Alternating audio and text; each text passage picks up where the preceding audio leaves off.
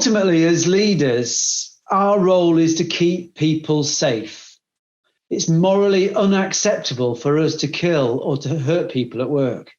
And the MPA recently have identified the 6 things that mostly kill people in our industry. These 6 areas account for 94% of all the deaths that we have. They are contact with machinery, pedestrian and vehicle segregation on our sites, working at height, respirable crystalline silica, contact with falling objects, and road traffic accidents. If we control these, we will keep our people safe. If we control these, we'll stop killing people.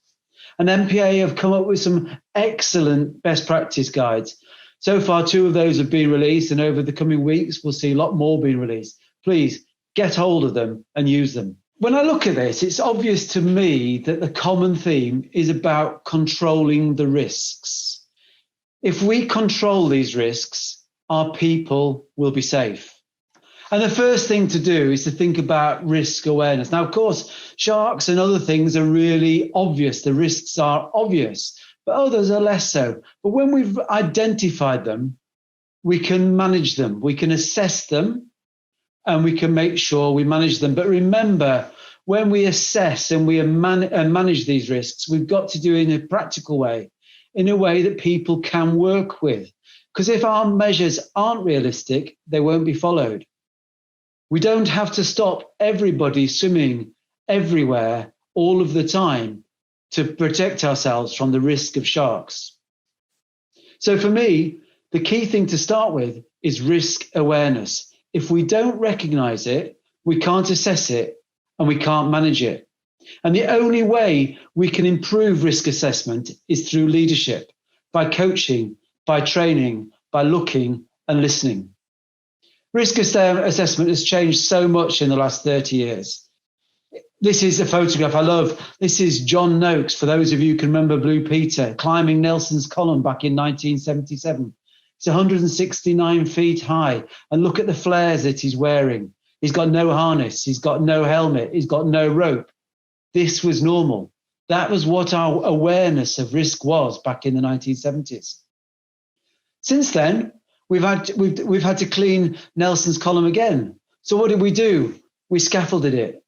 We sheeted it in. We had a staircase rather than a ladder.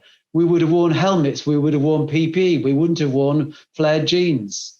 This is normal today. However, the point is unless people are aware of the risks and they accept the risks, they'll ignore them.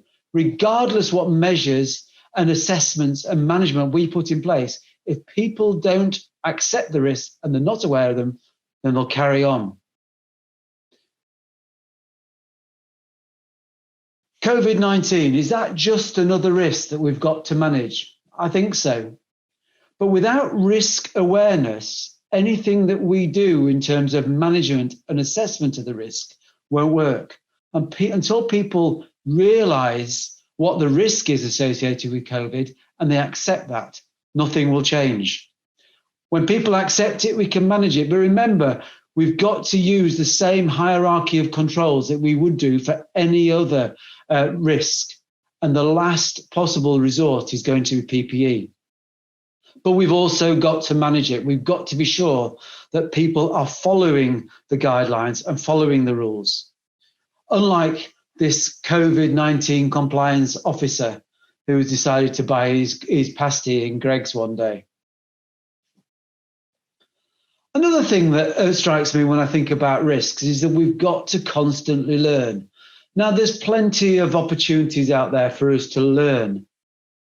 Now, I'm giving you some figures here of Hansen in the last couple of years.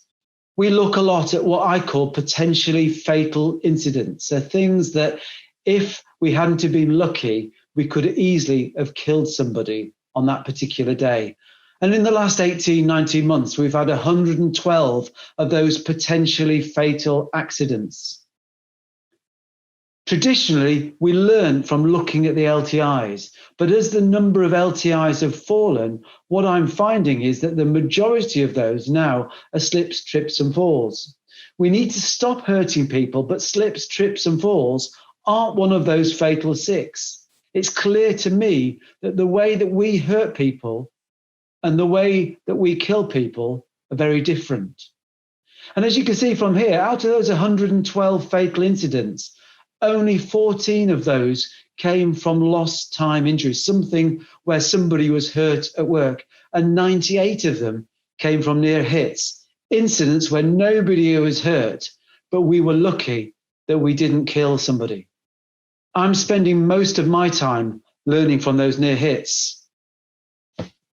The other thing we've got to do when we learn is we've got to get to the root cause.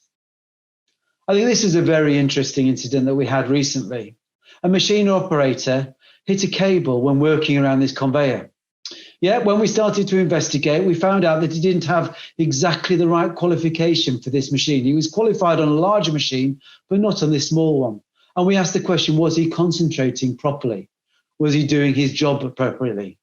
But the real issue when you look at this photograph is, why wasn't the scraper working? This pile of spillage built up every day, and every day we got that operator to go in there and clean up around that conveyor. Yes, we need to retrain the driver, but fixing the scraper eliminated the problem. We've got to make sure we learn from these incidents and we treat the cause, not the symptoms. And then we can't forget mental health. That's the less obvious one. That's the silent killer. I'm very, very proud of what's happened in our industry in only the last 5 years. Mental health is no longer a taboo. We're aware of it. We're assessing it, and we're starting to manage it. Can you imagine John Noakes back in 1977 talking about mental health? But we need to do so much more of this. We've got to assess it. We've got to talk about it. We've got to manage it more, especially with all the pressures that we find ourselves and our colleagues under with COVID today. So what are my key takeaways as a leader? COVID-19 in the past 7 months has been an attention thief. We've spent so much time trying to make sure that our workplace and our employees and our family and our friends are safe. But it is just one of our risks. Make sure that attention is paid to all of our risks. And we don't forget about the ones that we were worrying about back in 2019 and 2018. Those risks can also kill us. And in COVID, managers have got to find innovative ways to provide that visible felt leadership. That visible felt leadership is the only way that we can change things. It's the only way that we can, by looking and listening, help people recognize, assess, and manage the risks that they face. And that is so much more difficult for us in a COVID world. And we've got to make sure that every time we go out on site, we really make it count. Another takeaway I've got is what kills us is different to what hurts us. And we've got to look at them differently. And we've got to make sure we know what we're concentrating on. And then finally, it's clear to me that a safety culture can't be measured by the absence of incidents and accidents. Having no accidents or having less accidents doesn't mean that our sites and our work environments are safe. We need to find other ways to proactively measure and develop our safety culture. So with that, I'd like to pass over to Colin. Colin Muse is a fellow of the IQ, and he's got a degree in quarry engineering. He started his career in our industry, working operation roles, so he knows what it's like to be a quarry manager. He knows what it's like to operate with us. And he joined the HSE back in 1993, and since then he's had a number of senior roles. In 2009, he became a principal inspector, and now he manages a team of specialist quarry inspectors. I'd like to pass over to Colin. Thank you. First of all, thanks to the Institute of Quarrying for an opportunity to talk to some of the members today. I'm very grateful for that, and I'm pleased to say that I'm a proud fellow of the Institute. It's quite a tough gig, this one, because I realise that I'm talking to my peers here. So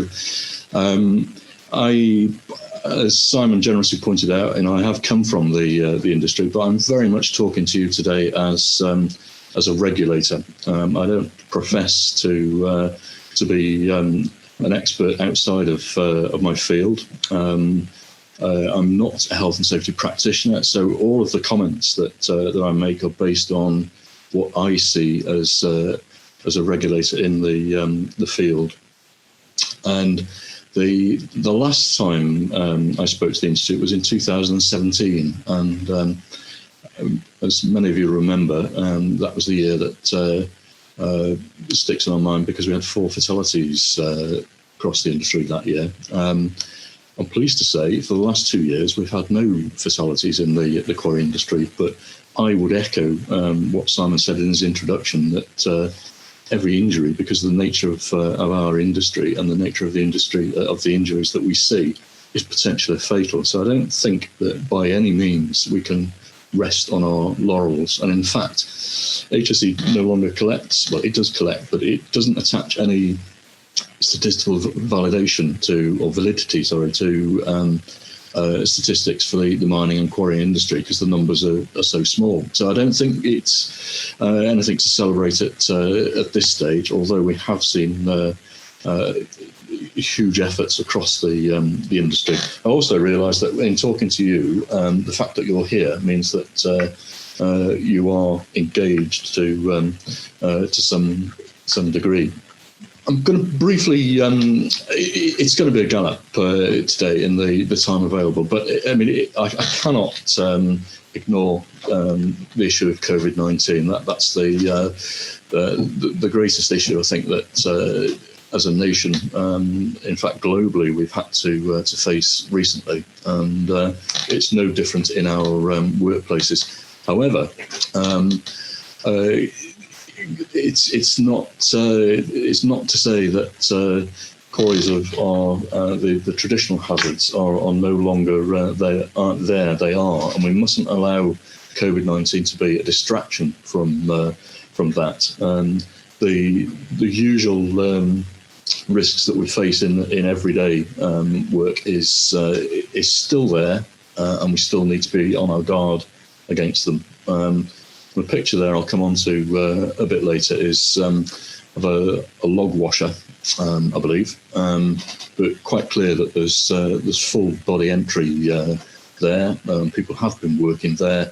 That machine was not isolated, and that was on a day that the inspector turned up on site, probably doing some hard facing on the tips there, not isolated. So we still do live in our industry is hazardous. We mustn't take our eye off the ball. Happy to take questions at the end or whenever Sarah sees fit. Please ask me anything. That's what I'm here for today. So that's what I'd like to cover. On the issue of COVID-19, there are 3 things that everyone needs to do. First one is fairly obvious. It's carry out a site-specific risk assessment. Now, it's clearly an awful disease, and many people are affected by it in so many ways, and that's work, family, friends, etc. And many of you will have been touched by it, and my heart goes out to you.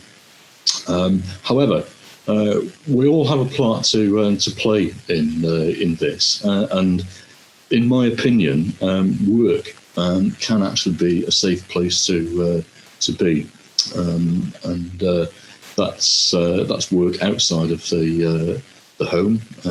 We can't. Quarrying is such an important industry for the economy and our infrastructure that there's no question that we can cease quarrying. The nation depends on quarries in many ways. So that means that people are going to be working outside of the home. However, I do believe that it can be made safe by some fairly simple steps.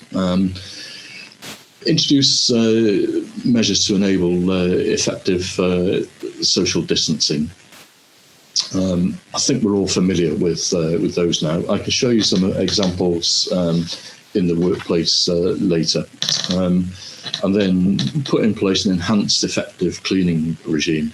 In actual fact, that I think this is something that I certainly have been pushing for a long time. I think the condition of some of our quarries is not conducive to. I think if people go into a quarry and the first thing that they're required to do is clock on in a filthy grub hut with rubbish laying around, etc., that already and filthy welfare facilities that begins to affect the performance from the off. I think so. It's clear that we've got to clean up. If any of this appears daunting, don't worry, because help is at hand. There's an HSE website which is entirely dedicated to coronavirus, and it also links through to the Devolved Nations website. So it's effectively a one-stop shop. It's as you can imagine, there's a lot of resource being put into that at the moment to try and keep it up to date. But it covers the main topic areas where that have all got interplay in terms of reducing the risk of spreading the disease in the workplace. So, as you'd expect, you'll find plenty of information there on cleaning and hygiene, risk assessment, social distancing in the workplace, face coverings or face masks, what that means for individuals, and also air conditioning and ventilation. That's only one source of information. I think one thing that struck me right at the beginning of this crisis was the sort of collegiate response across the industry. I think the industry recognised very quickly that people were going to have to go into the workplace. It was necessary to go into the workplace. Probably one of the few industries that did, if you think back. But what came out of that was, I think, everyone pulled together, and we've seen a tremendous response from across the industry. Notably, I think Institute of Quarrying have made sure that we've brought out IQ Connect in very quick time, so that people can feel connected. You can't have failed to have missed the technical evenings, which are going more and more online and shared amongst people. A much wider audience than the traditional 6 o'clock curly sandwich at Colin Bay Hotel. Sorry to pick on North Wales. Didn't mean that. I'm sure the sandwiches are very nice. But MPA picked up the mantle. They brought together a COVID-19 task group, and we saw some excellent outputs from the Mineral Products Association in the early days, and they've stood the test of time. Other trade associations, British Aggregates Association, put a lot of effort into informing their members and signposting guidance. So it really was a collegiate effort. So there's plenty of information out there. Obviously, I would recommend looking at all of it. If you can't, then the HSE website is a good one-stop shop. But whatever your question is on COVID, I think you will find the answers are already there. People have experienced what we're all going through and have committed to guidance. The COVID-19 risk assessment. It's no different from any other risk assessment, but there's a methodology there that you could follow. The key bit there is involve the workforce. Unless you do, you will only get half of the story. And review the assessment as normal. The way that I would approach this is I would identify groups of employees and follow them through their working day. See where the touch points are, see where they congregate, and address those points first of all. But you could group employees. I think quarries present particular problems, and you think, to my mind, the weighbridge, for example, is one of the key problem areas. If you think of the traffic through the weighbridge, but we've got reception areas, visitors who potentially will burst your bubble, deliveries coming to the sites, facilities for drivers. You simply can't pull up the drawbridge here. Everyone is in it together, so you've got to consider all of those people that come to site. And eliminating the risk is always the main aim of this, even down to, it could be as simple as something just removing the communal pen from the area where people sign in. Is an example of eliminating, but unless you follow people and see what they do, see where the touch points are, these things could easily be missed. So the place to start is with a risk assessment. Social distancing. I think we've seen huge efforts made in this area. This is just a couple of examples. Social distancing and hygiene must be seen as the main preventive measures.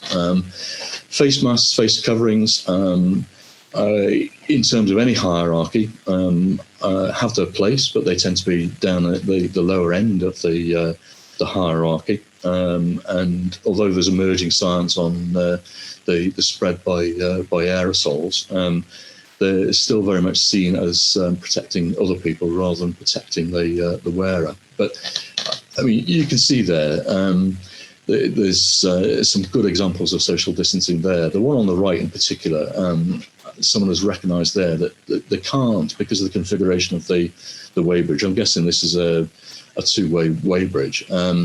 You couldn't get the 2 metres separation there, so someone's put a divider down the room and contrived to arrange segregation. So lots of innovation, and we see this. There's plenty of examples around about that we can pick up and use from supermarkets, example, and other shops and office premises. No one has got a monopoly on good ideas here.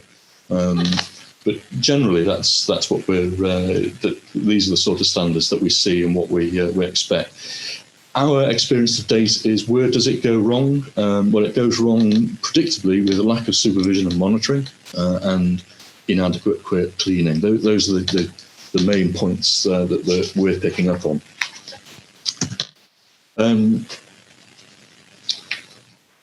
Right. That's a very quick look at COVID. I would like to move on to some more conventional health and safety, because, as I say, quarries are still hazardous, and we don't want to be distracted by the sole issue of COVID.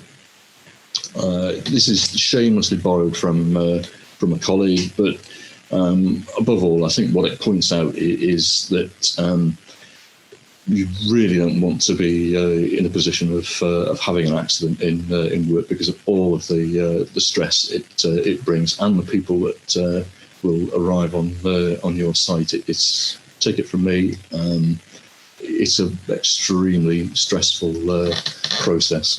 It's sad in this day and age, but we still find major issues with guarding on site.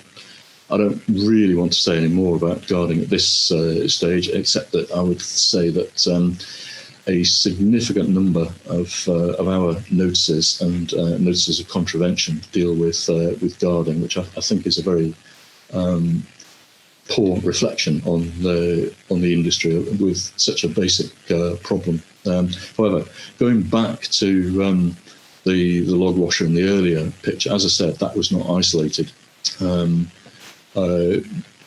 On the right-hand picture there, you can see what should have been on the other end of that. I would urge you to carry out an audit of all isolation that is in use on the sites. There are tools to help you do that. I've pointed to one there, which I think is certainly a good one. And the purpose of an audit is clearly to find weaknesses in the system, whatever that is. The advantage of the Quinjack audit is that it breaks it down into facilities and equipment, asks the question, is it suitable? The process, the people, are they competent? What are their behaviours? And measures of performance as well. You will have, I guarantee, an isolation system in place. I think where we're at now is challenging ourselves and auditing those systems and keeping them under review, because the evidence that I have is that there are still significant areas of weakness in terms of isolation. That is one area that is certain to maim, injure, and kill. And we've had a number of instances this year. Fortunately, not fatal, but each one of those could so easily have been fatal. I'll ask this question: which one of those looks like your workplace? Simon mentioned the fatal 6. Workplace transport, pedestrians are so vulnerable on our sites, and it's another area where I think that we need a determined push. The top photograph is a fascinating one.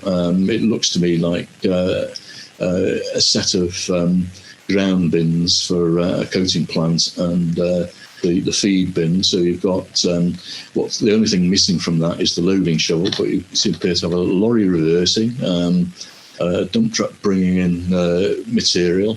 The loading shovel we can't see, but it would be there, and right in the middle of it is a man walking across the yard. Good control starts with a risk assessment, and elimination will be at the very top of the list in terms of the outcomes of a good risk assessment. I have yet to see many good risk assessments, and my inspector colleagues would bear me out on that. However, there is a lot of very useful resources around that. Quinjack's guidance is available, and the MPA have just produced some additional guidance, which I believe has just been published this week. Workplace transport is a killer. We need to get on top of it, and bear in mind that all of these photographs are relatively recent and certainly taken since the last time that I spoke to the institute. So we're not pulling up photographs from days past. That's a large quarry, and those are the conditions that we found on site. The industry could do so much better, and does do so much better. I'm not saying that these standards are prevalent throughout the industry. Health issues. I mean, I will start by saying that actually I don't believe that respirable crystalline silica is the biggest health issue that the quarry industry faces. Simon mentioned it earlier. It's stress and mental health, which is by far the biggest issue that we face as an industry, I believe. However, it's important to bear in mind that respirable crystalline silica does injure and harm people, and there's no recovering from it. And yet, the standards are generally quite low. People seem to be able to reach high standards, and then it's sad to see them degrade. But inevitably that happens, and in housekeeping, for example, the photograph there of the machine. Housekeeping standards are generally quite low in the quarry industry, but the guy there would be getting in his machine, turning the heater on this time of year, scraping his boots off on the pedal, and all of a sudden he's working in his own dust cloud there. It could be so much different. I'll ask you that question, but I mean the question is, I guess, where would your employees prefer to work, and what do those conditions shown in the top photograph there? What does that tell them about your attitude to their health and safety? It's a bit of a trick question of where would you prefer to work, because actually those are both of the same quarry, but taken months apart. But it took an improvement notice to bring the standards up to what you see on the left-hand side there of the page. And I should just explain some of the background to that top photograph, in that the man that you see there puddling through ankle-deep dust, that dust is actually a gritstone, so it's around about 98% silica, that material. That particular quarry, because of the wear issues in a gritstone, had a back shift of fitters who came on and who were expected to change crusher mantles, screen decks, etc., in those conditions shown there. The quarry's control measure in that instance was to shut the plant down and leave it 30 minutes before anyone went in the building. Apart from that, the engineering controls had been allowed to degrade over time, and that was the result. So a long way from where we should be. Right, I'm coming up to 20 minutes, which is quite handy, because that is my last slide there. And I'm going to open that to questions at an appropriate time. But I mean, I've got a question for you, really. UK quarrying in 2020, is it world class? Well, I think it probably is, but only some of the time. We see some excellent standards, we see some exemplars, some of them shown there. But as you've seen from the previous slide, for every good one I can show you over the same period, I can show you a bad one as well. So yes, it probably is world class some of the time, but I do think that there's a big issue for us, and that is, as an industry, how do we engage the people who are not engaged, and what is the role for the key stakeholders there, such as professional bodies, IQ, and the trade associations, because HSE can't do it alone. We need to engage with everyone. Thank you very much, Colin. That was very interesting. Hi, I got one for Gary here. So thanks for that, Colin. So in 2017, there was 4 fatalities in the industry. What were they, and do you think we've learned our lessons from then? Has that been a contributing factor to not having any fatalities? Yeah. I think the lessons have been learned in the main, but I say that guardedly, because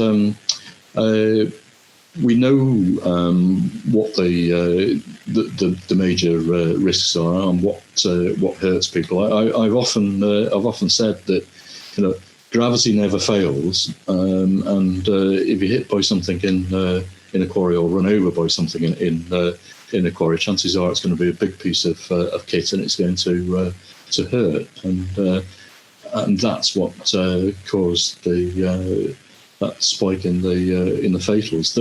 Those risks haven't gone away. So I think we learned the lessons a long time ago. It's applying the lessons consistently. I think where we have a bigger problem. But there is plenty of guidance out there, plenty of good practice and best practice to point to that people can research and apply in their own workplaces. But it's being consistent, I think, and the monitoring and supervision of measures that you put in place that is the major difficulty in my view. Does that answer the question? It did, thank you. Okay. Thanks, Gary.